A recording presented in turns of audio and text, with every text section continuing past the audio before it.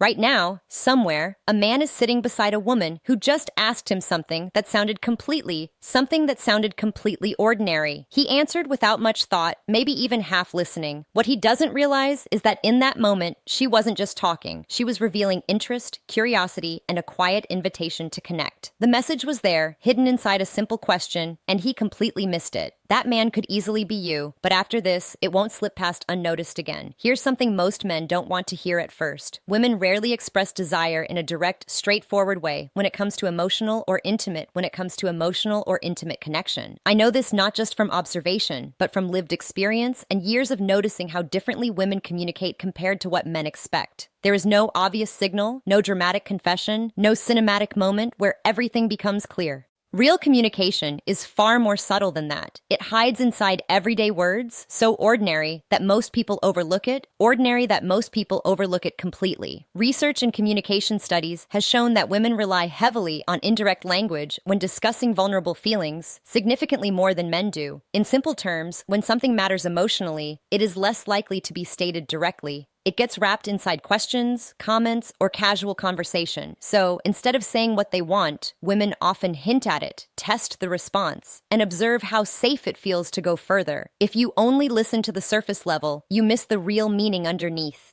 Now, here's where this becomes important. I'm not going to overwhelm you with endless signs or vague body language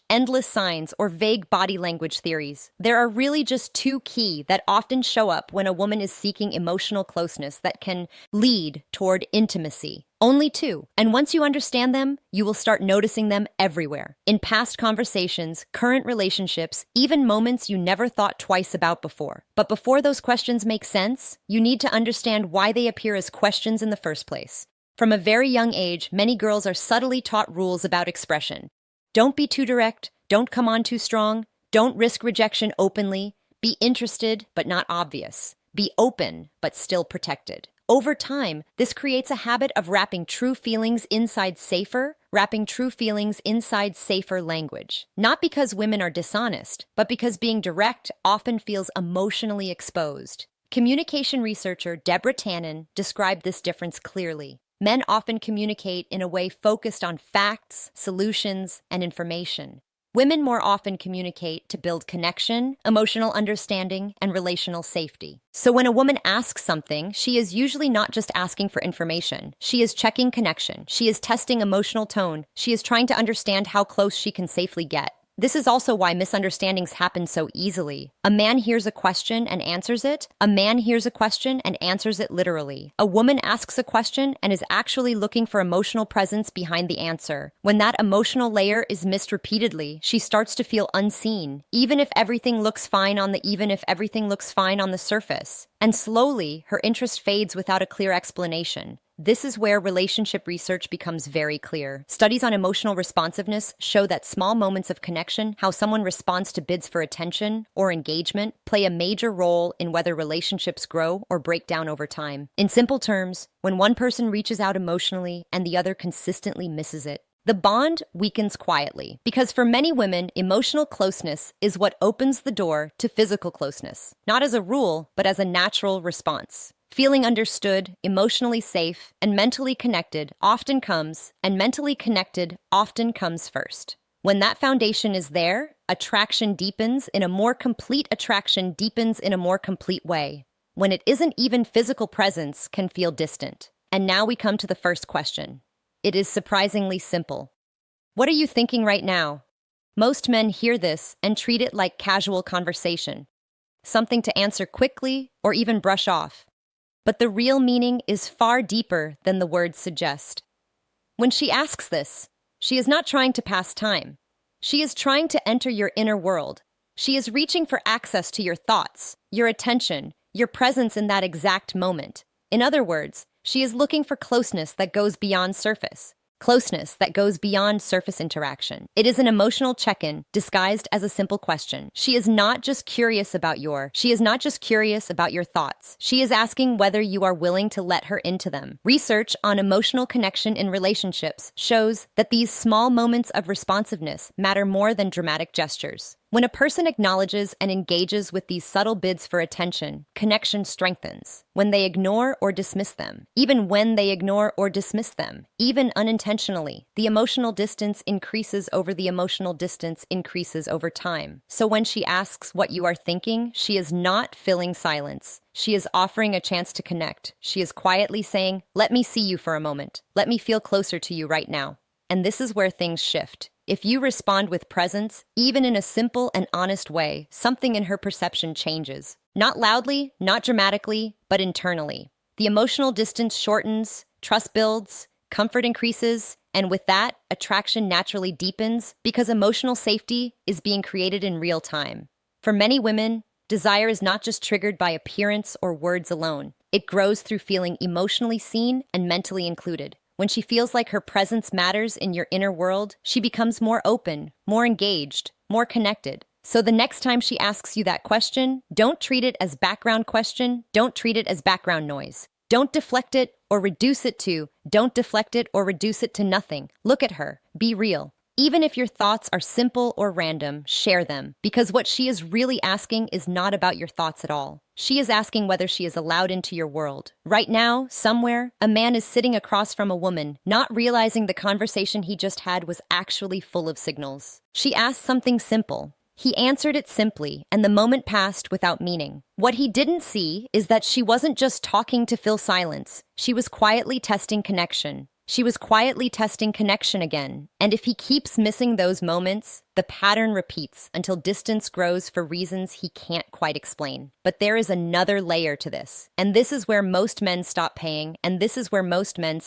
attention. Because even when a woman opens the door with the first question, there is often a second one that decides everything. And this one is even easier to miss because it doesn't sound emotional at all. It doesn't sound romantic or deep, or meaningful. It sounds like everyday conversation, something forgettable. And that is exactly why it works. The second question is this: are you tired? Most people hear that and think nothing of it. A polite check-in, a sign of care.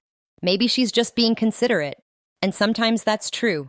But in certain moments, especially at night after time spent together, when the energy between two people has shifted, this question carries a very different meaning underneath. It's not really about fatigue, it's about access, it's about timing, it's about whether the connection continues or ends right there. Because in those moments, what she is actually trying to understand is not your energy level, but your availability. She is sensing the atmosphere, reading the flow of the interaction, and quietly checking if there is space for things to move closer or if the moment is already over. The question is designed in a way that protects both sides. If you say you're tired, nothing is. If you say you're tired, nothing is exposed. The night ends naturally. No awkwardness, no rejection, no risk. But if you say you're not, even gently, even casually, it signals something else entirely. That you are still present, still open, still engaged in the moment. And from there, everything becomes possible again. To understand this, picture a simple scene. A date that has gone well. The conversation has flowed. The laughter has been easy. The closeness has built naturally over time. You're sitting together at the end of the night, and there is a noticeable shift in the air. Not dramatic, just subtle. A pause between words that feels a little longer than usual. Then she asks softly, "Are you tired?" If the answer is yes, the story closes. The story closes cleanly. She accepts it, smiles, and the moment ends without conflict. But something unspoken often ends with it too. The sense that something could have continued, but didn't. If the answer is no, something different.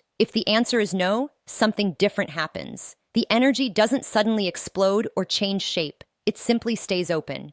There is no pressure, no forced move, no scripted romance, just continuity, just presence, just the message that the night doesn't have to end yet. And that alone changes how she experiences you in that moment. Because what matters most here isn't the words themselves, but what they signal underneath. Whether you are mentally and emotionally still there with her or already halfway gone. This is why timing matters so much. This question rarely appears in random moments of the day. It shows up when things are quiet, when space has formed between two people, when the environment already feels slightly more intimate than before. It is placed at a threshold moment, when things are either going to fade out or move a step deeper. And when a woman asks it there, she is not guessing. She is reading the situation, testing the temperature, feeling out whether there is room to continue connecting without forcing anything. This is also why misunderstandings happen so easily. One person hears concern, answers literally, and moves on. The other person is quietly looking for emotional availability, not just information. When that deeper layer is missed repeatedly, she doesn't explain it. She doesn't argue. She simply starts to withdraw in small ways that feel random, but actually follow a pattern. Over time, that pattern becomes distance. And what makes this especially important is that moments like this rarely get repeated clearly. There is no announcement, no second chance labeled as such. Just a series of small interactions where she reaches slightly and either feels met or doesn't. When she asks, "Are you tired?" she is not asking for a medical update or a literal answer. She is checking something more subtle. Whether you are still emotionally present enough for something more to happen naturally. If you respond with presence, calm, open, and still engaged, you don't need to do anything dramatic. You don't need to push the moment anywhere. You are simply signaling that you are still there, with her in it. And that is often enough for the connection to continue unfolding on its own. But if you miss that moment repeatedly, something else happens quietly. She begins to stop offering those. She begins to stop offering those openings. Not because she stops feeling, but because she stops expecting them to, because she stops expecting them to land. And that is where distance begins, long before anyone notices it. So when you look back at moments where things shifted without explanation, it often wasn't one big event. It was a series of small ones. Questions like these, moments like these. Invitations that looked ordinary on the surface, but carried more weight underneath. And now that you can see them, the dynamic changes. Because you stop hearing words only for their surface meaning and start recognizing them for what they are in context. Small attempts to stay emotionally connected without saying it directly. And when you respond with awareness instead of assumption, the entire tone of the interaction shifts. Not because you are trying to decode anything, but because you are finally present enough to notice what was already there. And once you learn to hear what's really being said beneath her simplest words, you stop missing the moments that quietly decide how close or how far she will ever let you be.